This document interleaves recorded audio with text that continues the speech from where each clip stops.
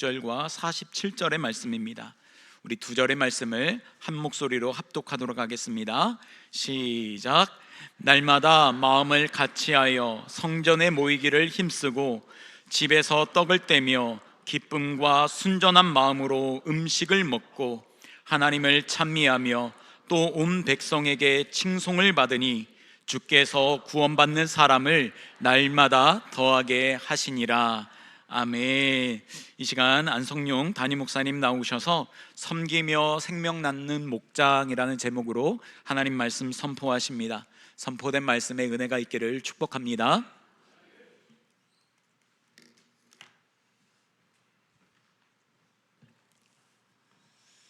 반갑습니다. 예수님을 알게 하는 목자 안성용입니다. 지난 한 주간 엄청 추웠는데 이렇게 살아서 예배 나오신 모든 분들을 환영합니다. 정말로 추웠죠? 저도 정말 춥더라고요. 제가 새벽기도 나올 때 보통 걸어서 교회에 와요. 근데 오는데 너무 추운 거예요. 그래서 혼자 미국 교회는 새벽기도 없는데 농담입니다. 그런데 정말 추워서 아까 광고 시간에 들으셨겠지만 교회 하수 시스템에 문제가 있게 되어졌고 오늘 점심 식사를 여러분들에게 공개하지 못하게 되어졌습니다. 주중에 최대한의 노력을 했지만 결과적으로 이렇게 되어져서 여러분들에게 교회를 대표해서 죄송하다는 말씀을 드리고요. 대신 오늘 점심은 나가서 맛있는 거 사드세요. 돈을 안 드립니다. 맛있는 거 알아서 사드시고 심지어 목사님 말씀하신 대로 교회로 돌아오셔서 바깥에서 식당에서 볼 일도 다 보시고 교회로 돌아오셔서 은혜롭게 예배드렸으면 좋겠습니다. 인생을 잘 살아가는 여러 가지 원리가 있는데 그 원리 중에서 한 가지는 선택과 집중의 원리입니다. 다 잘하려고 하면 다 못하고요. 어떤 것을 선택하고 그것에 집중을 해야 우리 인생을 잘 살 수 있다는 거예요. 이와 관련된 아주 유명한 말이 하나 있는데 이소룡이 한 말이 있습니다. 바로 이 말입니다. 나는 10,000가지 발차기를 하는 사람은 두려워하지 않지만 한 가지 발차기를 10,000번 연습한 사람은 두려워한다. 그러니까 발차기 하나를 10,000번씩 연습해서 훈련한 필사기가 되어지는 발차기는 그 사람과 싸울 때 두렵다는 거예요. 정말로 그렇습니다. 모든 것을 다 잘하려고 하면 안 돼요. 선택하고 집중하여 훈련해서 우리의 삶을 살아가야 합니다. 이와 같은 선택과 집중의 원리는 개인적인 차원에서 굉장히 적용할 수 있는 중요한 지점이 되어지고요. 한번 생각해 보실 필요성이 있어요. 내가 정말 중요한 것에 집중하고 있나 되돌아보실 필요성이 있고요. 뿐만이 아니라 그리스도인으로서 교회에서 주일을 감당하는 사람으로서도 고민해 볼 필요성이 있습니다. 결과적으로 여러분과 제가 가지고 있는 시간은 한정되어져 있고 재정도 한정되어져 있고 가진 것들은 다 유한한 것들입니다. 주어져 있는 한정된 시간과 에너지 가운데 모든 것을 다 할 수 없다면 집중해야 되는데 도대체 무엇을 집중할까요? 이 선택의 기준이 도대체 무엇일까요? 여러 가지를 생각하실 수 있는데 교회에서 그리스도인으로서 선택의 기준에 있어서 가장 중요한 것은 바로 영혼 구원입니다. 이 일을 통하여서 이 사역을 통하여서 영혼이 구원받고 있는가, 제자가 삼아지고 있는가, 제자가 세워지고 있는가가 우리가 선택을 할 때의 가장 중요한 기준이라는 것입니다. 그렇다면 교회에서 전도하고 제자 삼는 사역을 빼고는 나머지는 다 그만둬야 된다는 것일까요? 그럴 수도 있지만 꼭 그렇지는 않아요. 전도와 제자 삼기와 직접적인 관련은 없지만 지금까지 해오던 사역을 발상을 전환해서 개선하고 발전시키면 얼마든지 전도와 관련되어질 수 있습니다. 다시 말하면 우리 교회 사역이 전도 지향적으로 바뀔 수 있도록 개선하고 발전시켜야 된다는 거예요. 이와 관련된 구체적인 예는 제가 설교 뒷부분에 말씀을 드릴게요. 우리 교회가 모델로 삼고 있는 교회는 다름 아닌 초대교회 예루살렘 교회입니다. 예루살렘 교회 초대교회는 성전에서도 모였고요, 뿐만 아니라 가정에서도 소그룹으로 모였습니다. 그런데 성전에서 대그룹으로 모이든 가정에서 소그룹으로 모이든 항상 초대교회에는 그와 같은 모임의 결과가 있었는데, 모임의 열매가 있었는데 그것을 기록한 것이 바로 오늘 본문 말씀 사도행전 2장 46절에서 47절이에요. 여러분이 한번 읽어보실게요. 읽습니다. 시작. 순전에 모이기를 힘쓰고 집에서 떡을 떼며 기쁨과 순전한 마음으로 음식을 먹고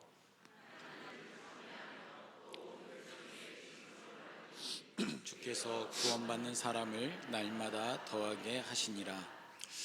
초대교회 예루살렘 교회는 교회의 샘플입니다. 무슨 말이냐면 어떤 시대의 교회든지 초대교회를 모델로 삼아서 현대 교회도 그렇게 만들으라고, 그렇게 추구하라고 하나님께서 우리에게 주신 샘플이 되어야 하는 거예요. 그러기에 초대교회 예루살렘 교회가 이랬다면 새빛교회도 그렇게 되어야 하고 그렇게 될 수 있는 것입니다. 47절 뒷부분에 보세요. 구원받는 사람이 날마다 더해졌다라고 이야기하고 있어요. 방문자가 늘어난 게 아닙니다. 새 가족이 늘어났다는 정도가 아닙니다. 예수님을 구원자와 주님으로 고백하는 사람들이 늘어났습니다. 그렇다면 우리는 질문을 해봐야 되는 거예요. 초대교회에서 이런 현상이 나타났고 이런 결과가, 이런 열매가 맺혀졌다면 도대체 왜 이렇게 대그룹으로 모이든 소그룹으로 모이든 구원받는 열매가 나타났을까? 이 질문을 하면서 성경을 읽어볼 필요성이 있다는 거예요. 여러분, 우리가 성경을 읽을 때요, 질문을 가지고 읽는 것이 굉장히 중요합니다. 저 또한 설교 준비할 때, 본문을 연구할 때 항상 집중하는 건 도대체 왜 그럴까? 질문을 가지고 성경을 읽다 보면 그 질문 가운데 성경의 내용들이 풀리는 거예요. 마찬가지예요. 도대체 성경은 왜, 초대교회는 왜 이렇게 대그룹으로 모이든 소그룹으로 모이든 영혼 구원의 열매가 나타났을까? 그 질문을 가지고 보면 사도행전 5장 42절에 이렇게 이야기하고 있어요. 읽습니다. 시작. 있든지 집에 있든지 예수는 그리스도라고 가르치기와 전도하기를 그치지 아니하니라. 왜 영혼 구원의 열매가 맺혔습니까? 초대교회가 전도하기를 그치지 않았기 때문입니다.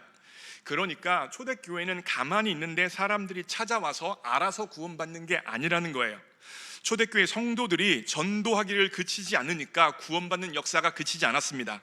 다시 말하면 초대교회가 전도하기를 쉬지 않았기 때문에 하나님도 영혼 보내기를 쉬지 않으셨습니다.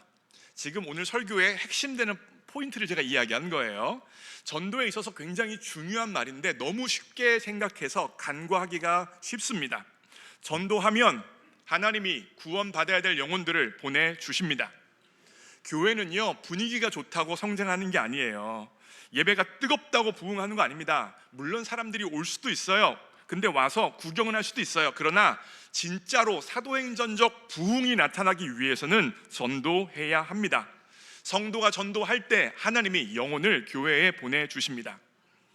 요즘 교회가 어렵다는 이야기는 이미 상식이 되어졌습니다. 코로나 이후에 교회가 완전히 떨어졌고 회복이 되어지지 않는다. 그래서 교회에서 더 이상 영혼의 구원의 역사가 나타나지 않는 것 같다라는 이야기를 하고 있어요.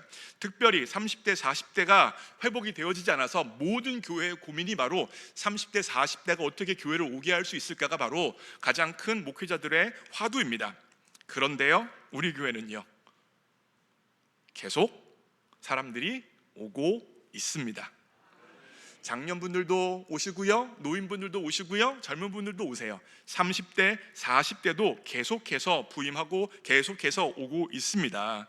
제가 보니까 지난주 계속 보니까 우리 교회 방문자가 대략 10명 가까이 되시는 것 같아요. 오늘도 방문자들이 계실 겁니다. 그리고 제가 부임해서 등록하고 새가족 교육을 받은 분들만 100분이 넘어요. 왜 이렇게 한국 교회는 어렵다는데 우리 교회에 하나님이 새가족들을 보내주시는 걸까요? 이유는 간단합니다. 하나님께서 우리 교회에 새가족을 보내주시는 이유는 우리 교회가 전도하는 교회라서입니다. 물론 우리 교회가 우리 교회에 등록한 100분 이상의 분들 모두가 다 우리가 직접 전도지를 드리거나 직접 관계 전도한 분들은 아닙니다. 그러니까 아름아름 100분이 넘는 분이 우리 교회에 등록하시고 새가족 교육을 받으신 거예요. 그러면 이분들이 어떻게 우리 교회에 오셨냐면 우리가 전도하는 모습을 하나님이 보시고, 아, 새빛교회는 영혼을 귀중히 여기는 교회구나, 영혼을 사랑하는 교회구나, 영혼을 사랑해서 전도하기를 쉬지 않는 교회구나. 그러면 내가 이 귀한 영혼들을 새빛교회에 맡겨도 괜찮겠다. 새벽교회가 잘 복음도 전하고 말씀도 전하면서 이 영혼을 하나님의 백성으로, 거룩한 백성으로 성장시켜낼 수 있겠구나 믿어주시고 우리 교회에 새가족을 보내주시는 겁니다. 전도를 하고 있으니 하나님이 예비해 두신 영혼들을 우리 교회에 붙여주신다는 거예요. 그 영혼들을 우리에게 붙여주시고 우리로 하여금 그 영혼들을 책임지라 말씀하여 주시는 것입니다. 그래서 전도와 관련된 굉장히 유명한 말 한 말이 있습니다. 동쪽에서 전도하면 서쪽에서 사람이 온다. 동쪽에서 전도했는데 사람은 어디서 와요? 서쪽에서 오는 거예요. 우리가 영혼을 사랑하고 영혼을 귀히 여기며 동쪽에서 전도하려고 애쓰고 수고하고 내 삶의 것들을 내려놓고 있으면, 영혼 구원의 목이 마르면, 그러면 하나님이 귀한 영혼들을 어디에 보내실까 고민하시다가 새빛교회가 영혼을 사랑하고 영혼을 귀히 여기는구나, 새빛교회 영혼들을 맡겨주시는 거예요. 여러분, 우리 교회에 등록한 성도님들 중에서 가장 멀리서 신앙생활 하시는 분이 어디서 하실까요? 충주. 우리 장로님, 거기보다 훨씬 멀리 사시는 분들 계세요. 더 훨씬 멀리 사시는 신앙생활 하시는 분들, 캐나다입니다. 우리 교회는 전국구를 넘어서 전 세계구로 모이는 줄 믿으시기 바랍니다. 이분이 캐나다에 사시다가 일이 있으셔서 한국에 오셨어요. 그런데 새빛교회 예배에 올 마음이 생겼고 새빛교회 예배에 오셔서 은혜를 받으셨어요. 은혜를 받으시니 새빛교회에서 새가족 교육도 받고 싶으셔서 새빛교회 새가족 교육에서 또 은혜를 받으셨어요. 그러시다가 이제 사정이 다 마무리되어져서 다시 캐나다로 돌아가셨습니다. 제가 이분과 카톡으로 연락을 이렇게 하다가 이분을 우리 교회 제1호 해외 온라인 성도님으로 임명했습니다. 오늘도 이 예배 영상을 캐나다에서 보고 계십니다. 그렇게 은혜를 받으시면서 예배를 드리시고 계세요. 이분, 여러분이 전도지 드렸어요? 관계전도 했어요? 제가 수고했습니까? 아닙니다. 하나님이 우리 교회에 보내주신 것입니다. 은혜가 필요한 사람이고 은혜를 공급받아 살아가라고, 하나님의 은혜로 일어나라고 우리 교회에 붙여주신 거예요. 다시 강조해요. 하나님이 사람들을 왜 교회에 붙여주신다고요? 우리 교회가 동쪽에서 영혼 사랑하려고 영혼을 위해서 헌신하고 수고하고 애쓰는 걸 보시면서 서쪽에서 하나님이 사람들을 붙여주시는 거예요. 어떤 분들은요, 안성윤 목사를 격려하시면서 안성윤 목사가 설교를 잘해서 새가족에 등록을 많이 한다, 이런 말씀을 해주시는 분들이 종종 계십니다. 격려해 주시는 거 감사하고 그런 말을 들으면 어깨가 으쓱 해지기도 하는 건 사실입니다. 그런데 그렇지 않다는 사실을 제가 정확히 알아요. 작년에요, 초에 방문하는 분들이 굉장히 많았고 등록하는 분들도 굉장히 많았어요. 그런데 작년 중반 이후에 방문하는 분들이 교회에 줄어들고 등록하는 분들이 교회에 줄어들더라고요. 작년 중반에, 여름에, 그리고 가을로 가는 문턱에 우리 교회 은혜가 없었습니까? 예배가 뜨겁지 않았나요? 아니에요. 당시에 10주 특금을 하고 제가 은혜 시리즈 설교를 하고 또한 강사님들이 오셔서 설교를 하시면서 우리 교회는 그 어느 때보다 예배가 뜨거웠고 영성이 충만했어요. 그런데 사람들이, 방문자들이 교회에 없는 거예요. 등록을 교회 안 하는 거예요. 저는 이 교회 흐름을 항상 보고 있으니까 아니 왜 이럴까, 뭐가 문제일까 고민을 하고 기도를 했는데 잘 모르고 있었습니다. 그러다가 언제 방문자와 새신자 물꼬가 터졌냐면 홈커밍 데이를 준비하면서 터지기 시작했어요. 그리고 나서 홈커밍 데이가 끝나고 나니까 다수의 새가족들이 교회에 등록하고 방문자들이 갑자기 넘쳐난다는 사실을 주목하여 방문자들을 보신 분들은 아실 수 있을 거예요. 안성령 목사의 설교는 일정 수준을 계속 유지하고 있었어요. 물론 주일마다 약간의 편차는 있지만 일정 수준을 유지했는데 안성령 목사의 설교가 결정적 요인이라면 항상 동일한 새가족들이 와야죠. 항상 동일한 사람들이 등록하셔야죠. 이게 요인이 아니라는 거예요. 요인이 무엇입니까? 달라진 건 홈커밍 데이를 준비하고 진행하며 여러분이 동쪽에서 전도하기 위하여 애쓰고 수고했다는 거예요. 동쪽에서 수고하고 애썼더니 하나님이 이 새빛교회가 영혼을 사랑하는구나, 영혼을 소중히 여기는구나, 맡겨도 되겠구나, 서쪽에서 영혼들을 붙여주셨다는 겁니다. 여러분, 이런 측면에서 고상경 목사님을 중심으로 한 전도본부와 우리 교회 전도 폭발팀에게 저는 감사의 인사를 전합니다. 전도본부가 새벽 전도, 아침 전도, 붕어빵 전도, 기관과 전교인 전도로 수고해 주고 계십니다. 한결같이 눈이 오나 비가 오나 우리 고상경 목사님의 장점이시죠. 성실하게 그 자리를 지켜주고 계십니다. 너무나 귀한 사역이에요. 또한 전도 폭발팀은요, 2005년부터 지금 2025년까지 20년 동안 매주 목요일마다 전도자를 세우는 훈련을 하고 실제 나가서 전도를 하고 있어요. 제가 좀 조사해 보라고 했어요. 그랬더니 지금까지 전도 폭발팀을 통하여서 훈련받은 분들이 500분 정도 된다고 합니다. 엄청난 거예요. 우리 교회 주일 출석이, 작년 주일 출석이 300명, 330명 여기 왔다 갔다 하고 있는데 500명이나 되는 사람이 전도 폭발을 통하여서 전도자 훈련을 받고 전도에 헌신했습니다. 이번 3월 둘째 주에도 전폭 33기가 개강하며 또 다른 훈련자를 모집한다고 합니다. 전도 본부와 전폭팀은 우리 교회의 보석입니다. 이분들이 전도를 쉬지 않으니까 하나님께서 영혼들을 우리 교회에 보내시기를 쉬지 않으시는 거예요. 앞으로 더욱더 전도의 최전선에서 수고해 달라고 격려하며 박수 한번 하겠습니다. 네, 감사합니다. 어떤 분들은 요즘 전도지와 물티슈를 받고 예수 믿는 사람이 누가 있냐라고 말씀하실 수도 있습니다. 통계적으로 사실 적습니다. 1년을 노방에서 전도지를 나눠주고 물티슈를 나눠준다고 해서 그 물티슈를 받고 이 물티슈 예수님을 믿어야겠다, 이런 분 솔직히 적습니다. 1년을 노방에서 전도지와 물티슈를 나눠준다고 하더라도 그렇게 해서 교회를 나오고 예수님 믿는 분들은 5명을 찾기도 쉽지 않은 게 사실이에요. 그러나 우리는 5명을 보고 나가는 게 아닙니다. 하나님을 보고 나가는 것입니다. 하나님을 보고 눈물을 흘리며 씨를 뿌리는 것이고 우리가 동쪽에서 전도하는 것입니다. 동쪽에서 전도하면서 동쪽에서 열매를 따지 못할 수도 있어요. 그런데 우리가 동쪽에서 전도를 하고 애쓰며 수고하며 씨를 뿌리면 하나님이 서쪽에서 교회에 사람들을 몰려 보내주신다는 것입니다. 그래서 지금까지 우리 교회에 새가족이 10명, 20명, 50명, 100명 넘게 오신 거예요. 그리고 앞으로 새가족들이 100명을 오든 200명을 오든 300명을 오든 그것은 안성룡 목사의 설교가 아니라 동쪽에서 전도하시는 분들의 수고의 결과입니다. 그분들의 그 수고와 그분들의 그 헌신과 그분들의 땀과 피와 눈물이 있었기에 이 교회는 영혼 사랑하는 교회구나 하나님이 인정해 주시며 교회에 사람들을 보내주신다는 것입니다.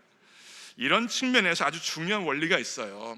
예전에 전도 중심교회 김상훈 목사님이 오셔서도 이런 비슷한 얘기를 하셨는데, 전도는 내가 하고 인도는 하나님이 하신다. 정확해요. 동쪽에서 전도하고 서쪽에서 사람을 보내주신다는 것과 일맥상통합니다. 전도는 내가 동쪽에서 해요. 근데 열매는요, 서쪽에서 하나님이 인도로 우리에게 걷게 해 주신다는 것입니다. 이런 측면에서 앞으로 전도본부의 사역과 전폭팀의 사역에 더욱더 힘을 실어주시고 참여해 주시기를 부탁의 말씀을 드려요. 그러면 우리 교회에서 전도본부랑 전폭팀만 전도하면 됩니까? 아니에요. 우리 교회 모든 기관이 다 전도 지향적이 되어야 합니다. 그래서 우리 교회에 있는 모든 기관이 전도 지향적으로 동쪽에서 씨앗을 뿌려야 하는 거예요. 교회 안에 전도 중심 문화가 있어야 한다는 것입니다. 잘 들으세요.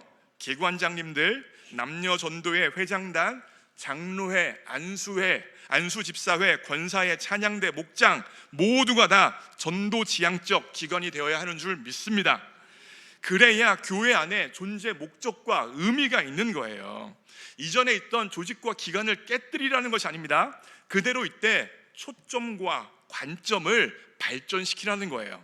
제가 예를 들어 설명해요. 우리 교회에서 가장 소그룹들 여러 소그룹이 있는데 가장 활발하게 움직이는 소그룹 중에 하나가 바로 새빛 FC예요. 얼마나 좋아요. 성도님들끼리 주일날 예배드리고 저녁에 오후에 만나서 운동하며 육체를 건강해야 하고 교제하며 육체의 건강도 증진할 수 있으니 얼마나 좋습니까? 그런데 어떻게 세비대FC가 전도지향적이 될 수 있겠어요?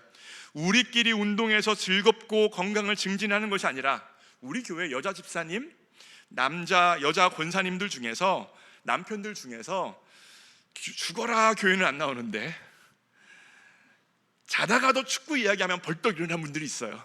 축구! 그러면서 일어나는 분들이 분명히 있단 말이에요.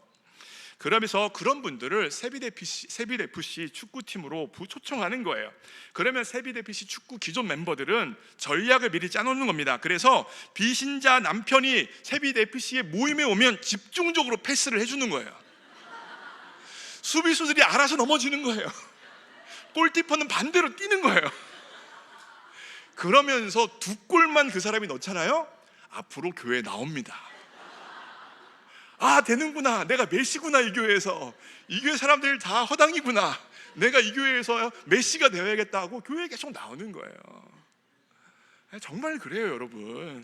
그러니까 우리 교회 여성도님들도 전도지향적으로 생각을 하셔야 되는 거예요. 아, 세비대FC 축구팀이 있고 오늘 오후에 축구를 하는구나. 여기서 멈추면 안 되는 거예요. 전도지향적으로 어떻게 생각을 해야 돼요? 내 남편이 축구를 좋아하지, 내 남편한테 예배 나오라고 하면 안 나오니까 축구하라고 하자. 축구 모임 있다고 하자. 그래서 우리 교회 세비대FC 축구 담당자들이랑 연결을 시켜주자. 그러면서 남편을 위하여서 세비대FC 축구팀과 연결될 수 있도록 기도를 하는 거예요. 남편의 일정이 조정되게 해주시고 마음이 열려서 축구 때문에 우리 교회 사람들 만나게 해주세요. 그래서 남편이 어느 날인가, 아 그래? 아 당신이 그렇게 얘기하니까 한번 가볼까? 라고 세비대FC 축구팀 간다고 하면 이 여자 집사님이 세비대FC 축구팀의 담당자들한테 연락을 하는 거예요. 제발 2골만 넣게 해주세요. 내가 간식 살 테니까, 내가 물 갖다 줄 테니까 우리 남편 2골만 넣게 해주세요. 그러면 남전도 회원들 잘 들으세요. 그 비신자 굳이 태클해가지고 공 뺏을 이유가 있습니까? 죽기 살기로 축구해가지고 어떻게 해서든지 정직하게 스포츠맨십으로 축구해야 된다, 인정사정 없이 태클하고 몸싸움하고 그럴 이유가 있는 거예요? 아니에요. 전도지향적으로 영혼 구원의 맥락에서도 축구를 해야 된다는 거예요. 제가 예전에 동영상 뉴스 하나를 봤는데 JMS 교주 정명석 축구가 하는 게 나오더라고요. 정명석 축구하는데 그냥 몰고 가면 다 쓰러져요, 정말로. 그렇게 해서 정명석 교주가 한 경기에서 나이가 70대인데 26골을 넣었대요. 교주 만들어주는데 26골 넣게 해주는데 영혼 구원을 위해서 2골 못 넣어줍니까? 얼마든지 넣어줄 수 있고 얼마든지 넣을 수 있도록 만들어줘야 한다는 거예요. 왜 그렇습니까? 가장 중요한 게 뭐예요? 영혼 구원이에요. 그 영혼이 하나님의 말씀을 듣고 구원받는 백성이 가장 중요하기 때문에 스포츠맨십, 내 축구에서 즐겁고 기쁜 것보다 그 사람이 교회로 올 수 있고 하나님을 믿을 수 있도록 모든 것들을 전도지향적으로 수정해야 된다는 것입니다. 여러분, 여전도의 바자회도 마찬가지입니다. 이걸 어떻게 영혼 구원과 연결시킬 수 있을까 고민하며 바자회도 진행할 수 있는 거예요. 원래는 10,000원짜리였어요. 그런데 전도 대상자가 오면 1,000원에 줄 수도 있고 공짜로 줄 수도 있는 거예요. 그런데 앞뒤 꽉 막힌 분은 정한 가격은 정한 가격대로 받아야 돼. 10,000원! 앞뒤가 꽉 막힌 거예요. 10,000원이 중요해요? 광고도 있죠. 무엇이 중요한데? 무엇이 중요한데? 영혼 구원이 중요해요. 바자회도 전도 중심적으로 할 수 있어요. 기관에서 야유회를 가든 소풍을 가든 우리끼리 가서 하하호호하고 즐기는 건 너무나 귀중하고 아름답습니다. 그런데 전도 대상자 1명 혹은 2명을 데려갈 수도 있는 거예요. 그리고 전도 대상자가 가서 무슨 말을 하든지 배꼽을 잡고 웃어주는 거예요. 우와, 당신 이렇게 웃기냐고, 엄지손가락을 들어주고 이야기하는 거예요. 그러면 그분이, 아니 이 교회 사람들은 나랑 결이 같네, 그러면서 교회 사람들이랑 어울리게 되어지는 것이고 목장 모임에도 오게 되어지는 것이고 예배에도 오게 되어지면서 하나님의 말씀이 들려지는 것입니다. 그러니까 우리 교회가 하던 걸 그대로 하면서도 얼마든지 발상을 전환하면 전도지향적이 될 수 있다는 것입니다. 여러분, 대통령 탄핵 정부 이후에 여야 정치 대립이 굉장히 심각합니다. 자신의 정치적인 신념과 생각에 따라서 뭐 한나라당 아니죠. 설교 원고 없는 거라 제가 국민의힘, 민주당 얼마든지 지지할 수 있고 그 입장에서 이야기할 수 있어요. 그런데 저한테는 내 정치적인 신념과 선호도보다 영혼 구원이 더 중요합니다. 만약에 비신자가 국민의힘이에요. 그래서 국민의힘 입장에서 탄핵 정국을 이야기해요. 그러면 저는 그분과 함께 국민의힘 입장에서 민주당을 욕할 거예요. 반대로 새신자가 민주당 분이 왔어요. 그분이 굉장히 불편해하고 있어요. 그러면 전 민주당 입장에서 국민의힘을 욕할 거예요. 제가 생각이 없어서 그래요? 정치적 신념이 없어서 그래요? 정치적 선호도가 없어서 그래요? 아닙니다. 저도 있습니다. 다만 내 정치적인 신념과 선호도보다 영혼 구원이 중요합니다. 내 정치적 신념을 펼치기 위해서 저는 담임 목사로 서 있는 게 아니라 영혼 구원을 위해 이 자리에 서 있습니다. 여러분도 새빛 가족으로서 어떤 정치적 입장을 교회에서 주장하기보단 영혼 구원의 관점에서 목장 모임을 해주시기 원해요. 목장 모임에서 국민의힘, 민주당 이야기 하지 마시고 말씀 이야기하길 바랍니다. 말씀을 나누길 바랍니다. 여러분, 고린도전서 9장에 사도 바울이 자신이 사역을 어떻게 했는지에 대해서 이야기하는데, 유대인에게는 유대인이 되어져서 사역을 했고 이방인에게는 이방인이 되어져서 사역을 했고 약한 자에게는 약한 자의 옷을 입고 사역을 했다고 했어요. 나의 선호도와 나의 신념과 내 믿음이 중요한 것이 아니라 그 사람의 영혼이 구원받을 수 있는가, 복음이 전해질 수 있는가가 사도 바울의 초점이요 관심이요 핵심이었어요. 그러기에 얼마든지 국민의힘 옷도 입을 수 있는 것이고 민주당의 옷도 입을 수 있는 거예요. 복음이 더 중요하니까요. 영혼 구원이 더 중요하니까요. 가끔가다 제 정치적인, 워낙 혼란스러우니까 제 정치적인 견해를 물어보시는 분들이 있어요. 어떻게 생각하십니까? 은근 떠보시는 분들이 있는데 이 자리에 들어서 분명히 말씀드립니다. 저는 예수님 당입니다. 저는 복음 전파당입니다. 저는 국민의힘도 아니고 민주당도 아니고 오직 예수당, 오직 복음 전파당인 줄 믿으시기 바랍니다. 떠보지 마세요. 무조건 예수당이에요. 저는 모든 기관이 전도 지향적일 수 있어요. 그런데 그 중에서도 가장 중요한 것은 목장이에요. 목장에서 섬기며 생명을 낳는 역사가 있어야 합니다. 여러분, 목장에서는요 2가지 출산이 가능하고 2가지 출산이 있어야 합니다. 첫 번째로 목장에는 새가족들이 와야 돼요.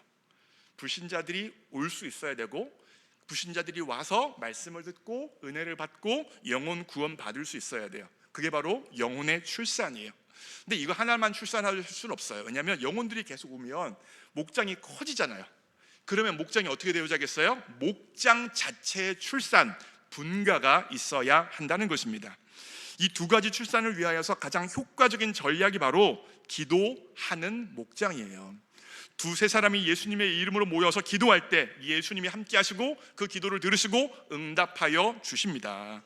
우리는 기도하는 목장으로 전도할 수 있습니다. 일반적으로 전도 대상자들에게 내가 네 인생을 위하여 기도하여 줄게 그러면 고마워는 하지만 크게 감명도 받지 않고 귀뚱으로도 잘 듣지도 않아요. 그런데 인생을 살아가다 보면 누구나 인생의 겨울을 만납니다. 인생의 겨울을 맞이해서 기도 제목은 있는데 기도할 대상이 없고 기도할 하나님이 없는 사람들이 있어요. 그 사람들에게 우리가 기도해 줄게 그러며 기도하는 목장으로 초청하면, 이전에는 귀뚱으로도 안 들었는데 지푸라기라도 잡는 심정으로 기도해 준다니까, 함께 합심하여 기도해 준다니까 목장 모임에 올 수 있는 길이 열리게 되어집니다. 그러면 목장 모임에 오게 되어져서 그 사람의 절박하고 아픈 기도 제목을 가지고 기도해 주잖아요. 간절하게 기존 성도님들이 눈물을 흘리며 기도해 주잖아요. 그럼 이 사람은 깜짝 놀라는 거예요. 아니, 나도 내 문제 가지고 눈물을 흘리며 기도하지 않는데 이 기존 사람들이 나를 위하여 이렇게 간절하게 기도를 해준다니 깜짝 놀라면서 마음의 문이 열려요. 뿐만 아니라 우리는 믿습니다. 2-3 사람이 내 이름으로 모인 곳에 예수님이 계신다고 믿어요. 지난주에 설명했습니다. 우리가 기도로 땅에서 매면 하늘에서도 매이고 땅에서 기도로 풀면 하늘에서도 풀리는 거예요. 하나님이 새신자, 초신자를 놓고 우리가 기도하게 되어지면 하나님이 응답하여 주십니다. 성경에는 없지만 경험적으로 우리가 알고 있는 사실 한 가지가 있어요.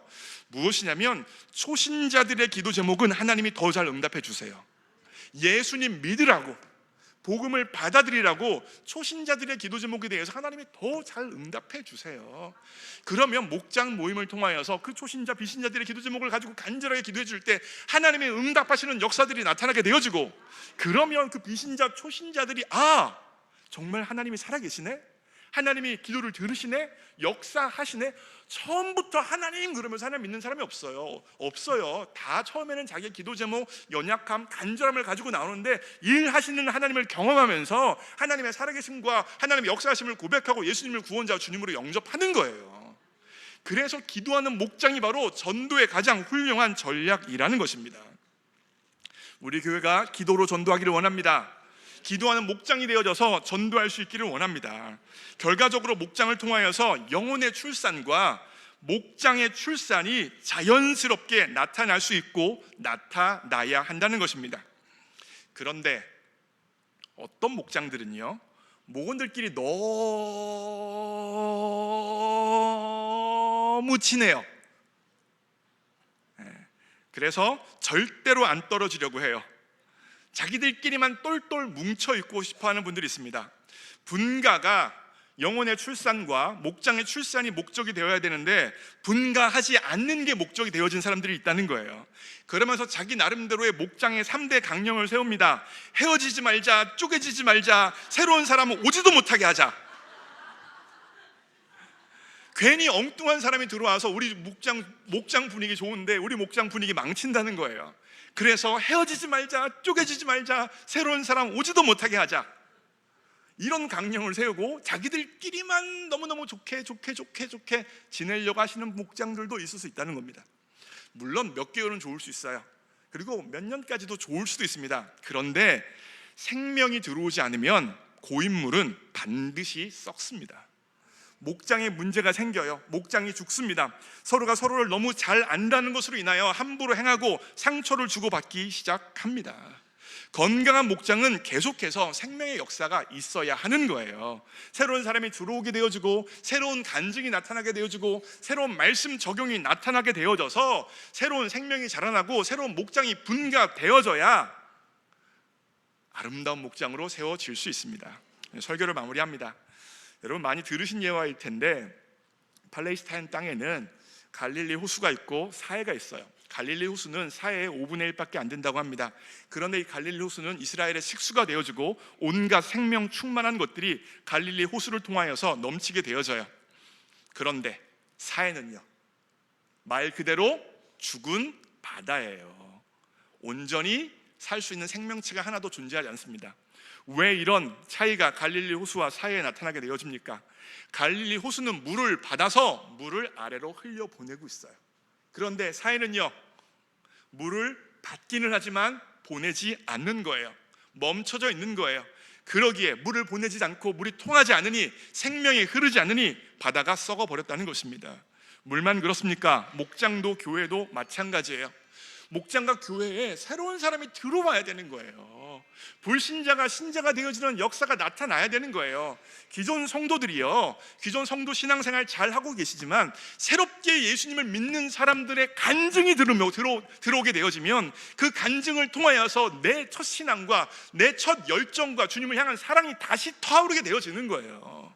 그리고 새로운 사람들이 기존 비신자가 신자가 된 경우가 아닐지라도 새로운 성도님들이 들어오게 되어지면 그분이 가지고 있는 새로운 간증이 있고, 그분이 가지고 있는 새로운 말씀에 대한 적용이 있게 되어져서 새로운 관점들이 들어와서 기존 성도님들이 새로운 목장에 들어오게 되어질지라도 목장이 새롭게 되어진다는 거예요.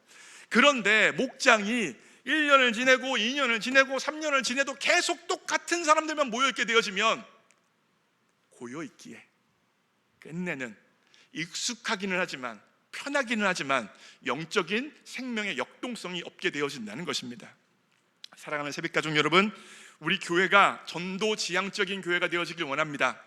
우리의 목장이 기도하는 목장으로 전도 지향적인 목장이 되어지길 원합니다. 그리하여 우리 교회를 통하여서 생명을 낳는 역사가 우리 교회에 있기를 주님의 이름으로 축원합니다. 함께 아무도 예배하지 않는 이 찬양을 하려고 하는데요, 저는 후렴 부분 가사가 참 좋습니다. 내가 밟는 모든 땅 주를 예배하게 하소서, 주의 보혈로 덮어지게 하소서. 내가 선 이곳이 어떤 곳이에요? 주의 거룩한 곳 되게 하소서. 주의 향기로 물들이소서. 제가 설교를 하면서 이렇게 말씀을 드렸어요. 동쪽에서 전도하면 서쪽에서 하나님의 열매를 거두시게 한다. 그렇죠? 여러분, 동쪽에서 전도하는데 동쪽에서 열매가 거쳐지지 않으면, 동쪽에서 열매가 나타나지 않으면 낙심되어지고 절망되어지고 동쪽에서 씨앗 뿌리는 것을 하기 싫게 되어지는 게 우리의 마음이에요. 내 남편을 위해 구원을 위해서, 아내의 구원을 위해서, 자녀와 부모님의 구원을 위해서 동쪽에서 그렇게 수고하는데 열매가 맺혀지지 않아요. 낭망되어지죠. 절망되어지죠. 근데 하나님 이거 다 보고 계십니다. 서쪽에서 역사하셔서 이 사람들 구원해 주세요. 그러기에 눈물을 흘리며 씨를 뿌리는 자는 기쁨으로 끝내 거두게 되는 줄 믿으시기 바랍니다. 그 소원을 가지고 함께 찬양합니다.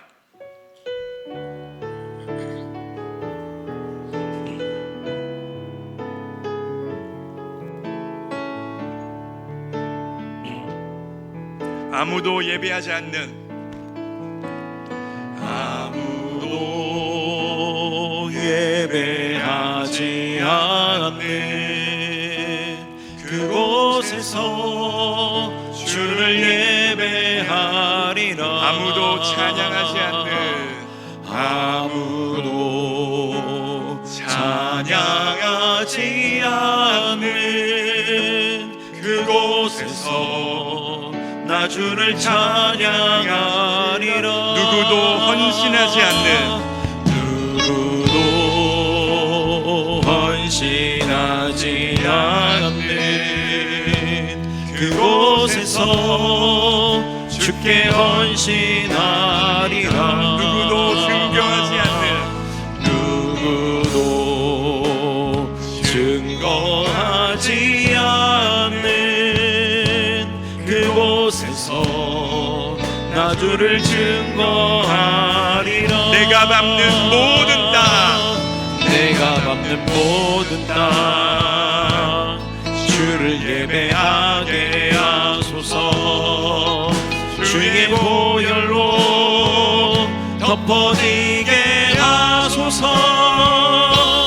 내가 선 이곳 주의 거룩한 곳 되게 하소서. 주의 향기로 물들이소서. 내가 밟는 모든 땅 주를 예배하게, 내가 밟는 모든 땅 주를 예배하게 하소서. 주의 보혈로 덮어지게 하소서. 내가 선 이곳 주의 거룩한 곳 되게 하소서. 주의 향기로 마지막으로 찬양합니다. 내가 밟는 모든 땅 주님을, 내가 밟는 모든 땅 주를 예배하게 하소서. 주의 보혈로 덮어지게 하소서. 내가 선 이곳 주의 거룩한 곳 되게 하소서. 주의 향기로 물들이소서. 사랑하는 새빛가족 여러분, 무엇이 중요합니까? 영혼 구원이 가장 중요합니다. 내 자존심보다 중요한 것이 영혼 구원이요, 내 선호도보다 중요한 것이 영혼 구원이요, 내 소원보다 중요한 것이 영혼 구원인 줄 믿으시기 바랍니다. 가장 중요한 것은 내가 밟는 모든 땅이 주님을 예배하는 것입니다. 그리하여 우리는 눈물을 흘리며 동쪽에서 열매가 없을지라도 눈물을 흘리며 씨앗을 뿌리는 것입니다. 혹여나 동쪽에서 내가 눈물을 흘리며 씨앗을 뿌리는데 동쪽에서 열매가 맺혀지지 않는다고 낭망하고 절망한 영혼들이 있습니까? 그렇다면 이 말씀을 붙들고 일어나길 원합니다. 내가 눈물을 흘리며 동쪽에서 씨앗을 뿌리면 하나님이 서쪽에서 거두어주게 만들어 주십니다. 하나님, 내 자존심보다 복음 전파가 중요하오니 끝까지 눈물을 흘리며 씨를 뿌리겠습니다. 역사하여 주옵소서. 새빛교회 목장이 기도로 전도하는 목장 될 수 있도록 일하여 주옵소서. 주님의 이름 한번 부르고 통성으로 기도합니다. 주여. 내가 밟는 모든